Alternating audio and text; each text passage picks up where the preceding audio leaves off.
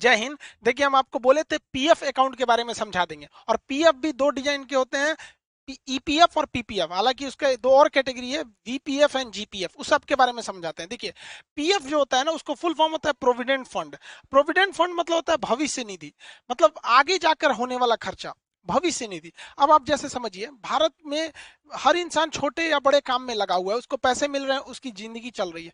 लेकिन कब उसको पैसे आने बंद हो जाएंगे, या फिर उसका जॉब चला गया, तो उसके पास कोई सिक्योरिटी नहीं है, सोशल सिक्योरिटी नहीं है, या फिर बुढ़ापे में बाल बच्चा भगा दिया, या फिर बुढ़ापे में काम नहीं बचा, तो कहाँ जाएंगे। तो बुढ़ापा के लिए बड़ा सरदर्द हो जाता है। या कोरोना के काल में आप देखिए, जिनकी नौकरी चली गई, बिजनेस खत्म हो गया, उनके पास कुछ नहीं था, बहुत से लोग मतलब भूखे मर रहे थे लोग वहां पे, समाज ने कुछ दे दिया तो चलो, नहीं तो बहुत दिक्कत हो जाता। तो ऐसे कंडीशन में इन बेरोजगारों के लिए क्या था, तो उसी के लिए बनाया गया था पीएफ अकाउंट। ये एक तरह का गुल्लक होता है, जैसे हम लोग पैसा डाल देते हैं ना गुल्लक में, बचपन में आप लोग भी डाले होंगे, अगर हिंदी मीडियम वाले होंगे तब।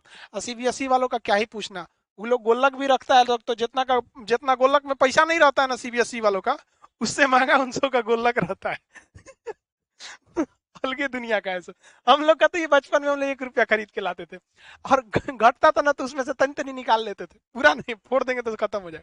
तो ऐसे ही एक गुल्लक सरकार ने बनाया है, जिस गुल्लक को कहते हैं प्रोविडेंट फंड। अब बार बार प्रोविडेंट फंड या भविष्य निधि तो कहेंगे नहीं, इसलिए इसे क्या कहते हैं, पीएफ कहते हैं, प्रोविडेंट फंड शॉर्टकट में।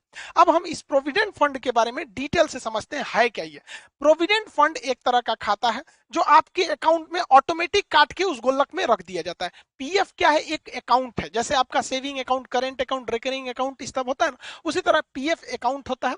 ये एक ऑटोमेटिकली काट दिया जाता है, ताकि आपके सोशल सिक्योरिटी हो सके, बुढ़ापा में किया जा सके।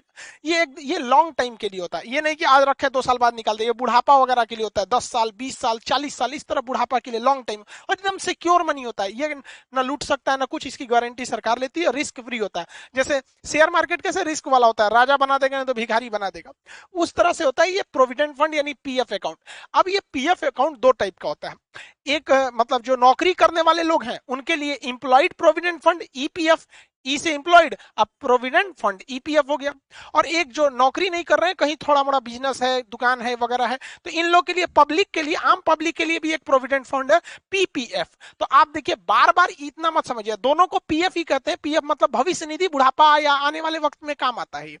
बस ये नौकरी करने वालों के लिए ईपीएफ होता है, और जो नौकरी वगैरह नहीं कर रहे हैं, छोटे मोटे दुकान है, बिजनेस व्यापार कर रहे हैं, उनके लिए पीपीएफ होता है। दोनों एक प्रकार है किसका, पीएफ अकाउंट का। इसलिए अमूमन दोनों को लोग पीएफ ही कहते हैं। हालांकि हम दोनों में अंतर बताएंगे कभी, लेकिन बीच बीच में हम पीएफ बोलेंगे तो आप समझिएगा। चलिए हम दोनों में अंतर समझ जाते हैं। ये है आपका